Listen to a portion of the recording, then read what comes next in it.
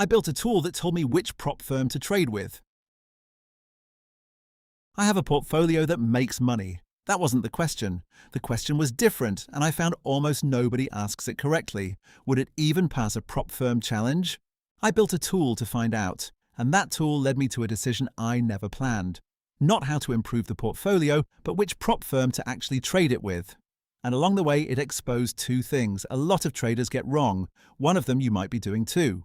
The goal was specific. I wanted to trade my portfolio, a handful of uncorrelated strategies on the US index on the daily chart, with a prop firm in their two-phase challenge. You make the first phase target, then the second, without breaching any limits, and you get a funded account. The question, does it pass? And how often? Not just once by luck. There was a ready-made tool that calculates exactly this, a plugin for my trading software made by its developers, but it was built for a different prop firm. So I figured I'd rewrite it for the rules of the one I wanted, and the first version gave me a number I believed for a while, and it was misleading. That ready-made tool showed pass probability as its headline number, and it came out high.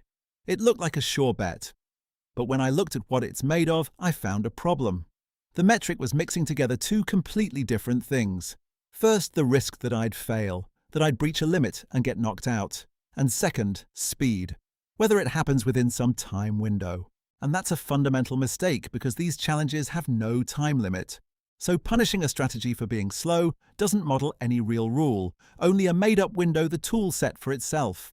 So pass probability looked like risk, but for the most part it was measuring something entirely different. And that made the ready-made tool useless to me, not because of a bug in the code, but because its headline number gives a misleading answer. So I built my own and rewrote that metric from the ground up. Instead of pass probability within some window, a number that doesn't depend on time at all, the risk of breaching a limit before I reach the target.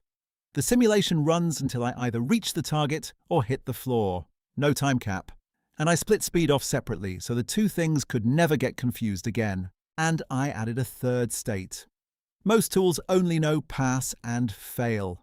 I needed undecided too. That's the state where the data ran out before you reached the target, but you didn't break anything. Because you didn't make it in time and you failed are two completely different things, and the old metric was throwing them onto the same pile. So I ran the portfolio on the plugin with the rules of the firm I wanted to trade with. The risk of failure came out low. It looked good, except for one card lit up red. That firm has a rule in its challenge that I underestimated. The maximum allowed risk on open positions is 3%. It's a cap on how deep the sum of your currently open trades is allowed to fall together, and my portfolio was exceeding it. A red cross. And here's the thing I didn't expect. I expected that if anything stopped the portfolio, it would be the risk of failure or the daily limit. But the binding constraint was somewhere else entirely, and the binding constraint, that's the one rule, out of the several you have to meet that you hit first.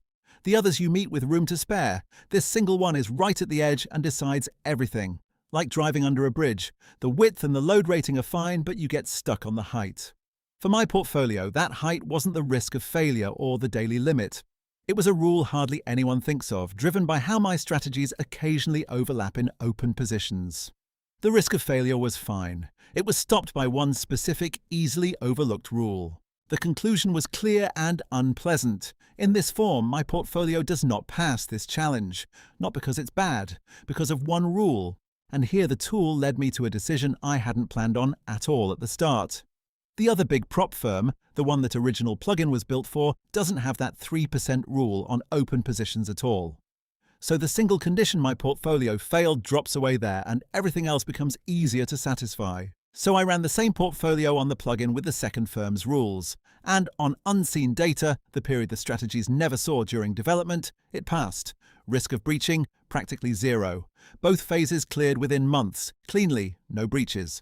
So the tool didn't lead me to improve the portfolio.